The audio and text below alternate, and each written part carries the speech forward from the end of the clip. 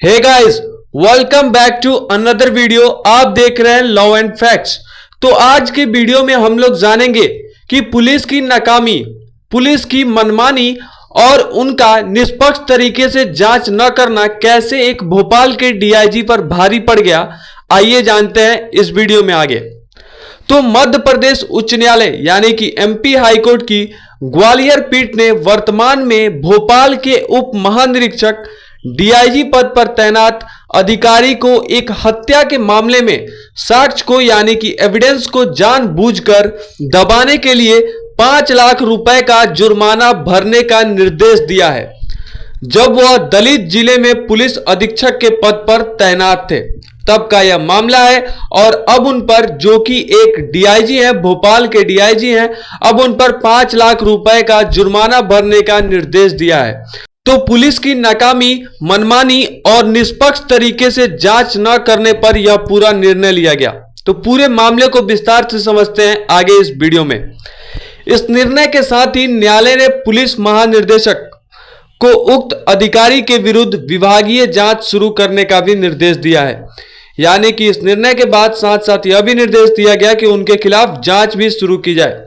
न्यायमूर्ति जस्टिस गुरपाल सिंह आहलूवालिया की एकल पीठ ने टिप्पणी की, यह वास्तव में चिंताजनक स्थिति है जहां पुलिस न्यूनतम अपेक्षित कर्तव्यों के स्तर तक भी नहीं पहुंच पाई है। यानी कि निचली स्तर तक भी पुलिस नहीं पहुंच पाई है, यह नाकामी है।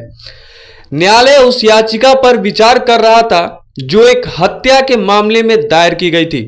तो यह पूरा मामला हत्या के मामले में दायर की गई याचिका पर विचार कर रहा था, जब उसने देखा कि न्यायालय के आदेश के बावजूद, जिसमें कॉल डिटेल रिकॉर्डिंग यानी कि सीडीआर और मोबाइल की लोकेशन को संरक्षित करने का निर्देश था, पुलिस ने ऐसा नहीं किया। ना ही कॉल डिटेल रिकॉर्ड रखा और ना ही मोबाइल की लोकेशन।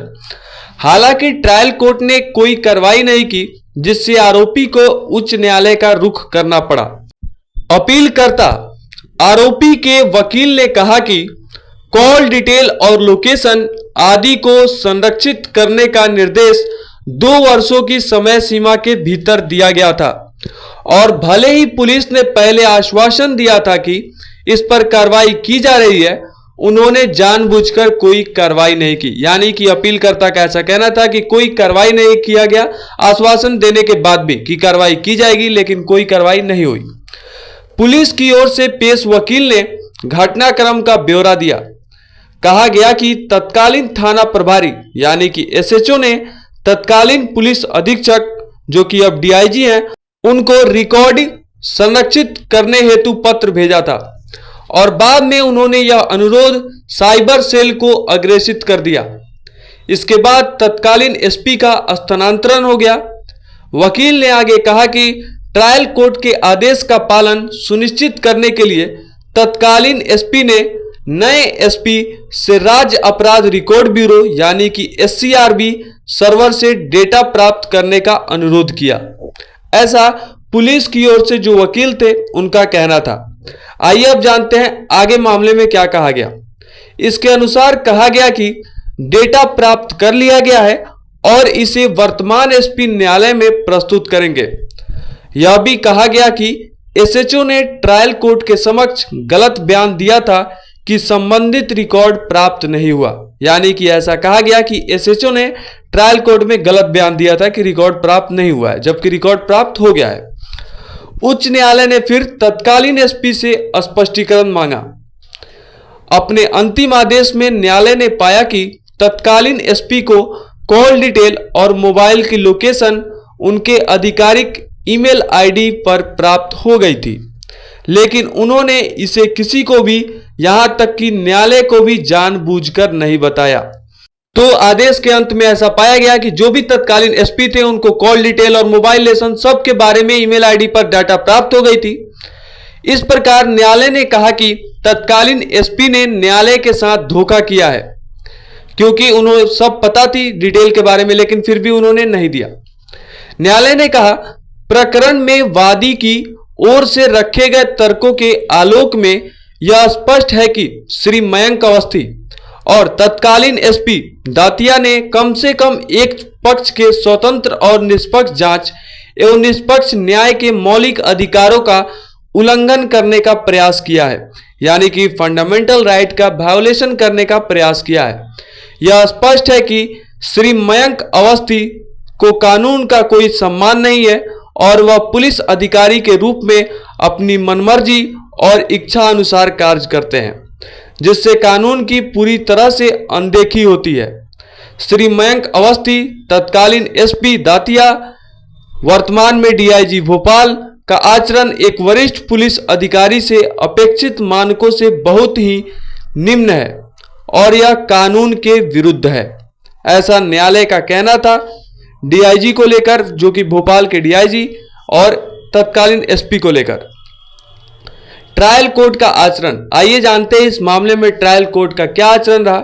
उच्च न्यायालय ने यह भी कहा कि ट्रायल कोर्ट स्थिति के अनुरूप कार्य नहीं कर सका और बेहद सामान्य तरीके से पुलिस को उनकी जिम्मेदारियां से मुक्त कर दिया।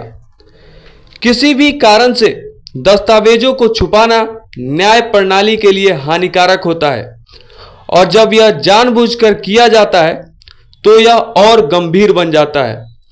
ऐसी स्थिति में ट्रायल कोर्ट को कम से कम इतना करना चाहिए था कि वह इस संबंध में अवमानना कार्यवाही शुरू करने के लिए संदर्भ भेजता, लेकिन दुर्भाग्यवश ट्रायल कोर्ट अपने कर्तव्यों का निर्वहन करने में विफल रहा और उसने जांच एजेंसी को उनके कर्तव्यों में लापरवाही और न्यायालय के आदेशों की अवमानना के बावजूद बरी कर दिया।